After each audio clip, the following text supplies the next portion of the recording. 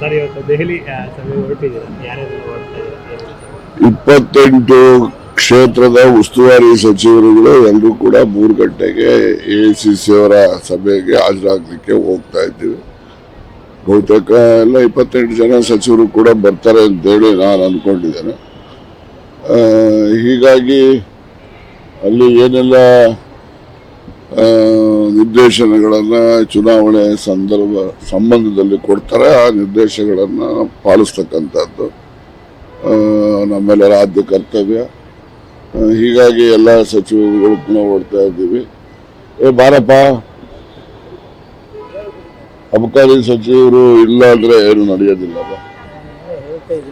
ನಮ್ಮ ತಿಮ್ಮಾಪುರ ಸಾಹೇಬರು ಕೂಡ ಇದೇ ಉದ್ದೇಶಕ್ಕೆ ದೆಹಲಿಗೆ ಹೋಗ್ತಾ ಇರೋದು. ಅದೇ ನಾವೇನು ಉದ್ದೇಶನೋ ಅವ್ರದ್ದು ಅದೇ ಉದ್ದೇಶ.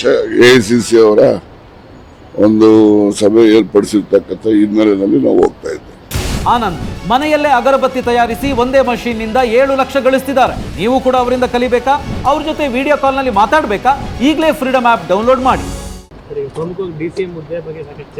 ಆಯ್ತಲ್ಲ, ಚರ್ಚೆ ಆಗ್ತಾ ಇದೆ, ಸಲಹೆ ಮಾಡ್ತಾ ಇದೀವಿ. ಅದು that is up to the high command to take a decision. Sir ಇವತ್ತು ದೆಹಲಿ ಸಭೆ ಹೊರಟಿದ್ದೀರಾ, ಯಾರ್ಯಾರು ಹೊರಡ್ತಾ ಇದ್ದೀರಾ?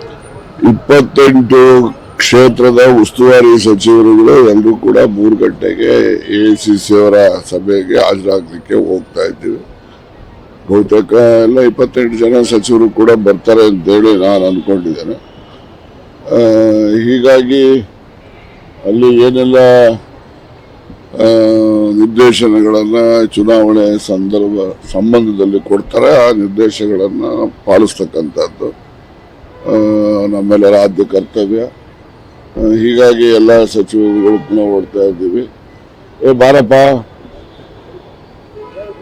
ಅಬಕಾರಿ ಸಚಿವರು ಇಲ್ಲ ಅಂದ್ರೆ ಏನು ನಡೆಯೋದಿಲ್ಲ. ನಮ್ಮ ತಿಮ್ಮಾಪುರ ಸಾಹೇಬರು ಕೂಡ ಇದೇ ಉದ್ದೇಶಕ್ಕೆ ದೆಹಲಿಗೆ ಹೋಗ್ತಾ ಇರೋದು. ಅದೇ ನಾವೇನು ಉದ್ದೇಶನೋ ಅವ್ರದ್ದು ಅದೇ ಉದ್ದೇಶ.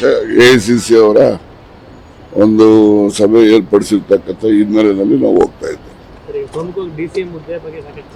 ಆಯ್ತಲ್ಲ, ಚರ್ಚೆ ಆಗ್ತಾ ಇದೆ, ಸಲಹೆ ಮಾಡ್ತಾ ಇದೀವಿ. ಅದು that is up to the high command to take a decision.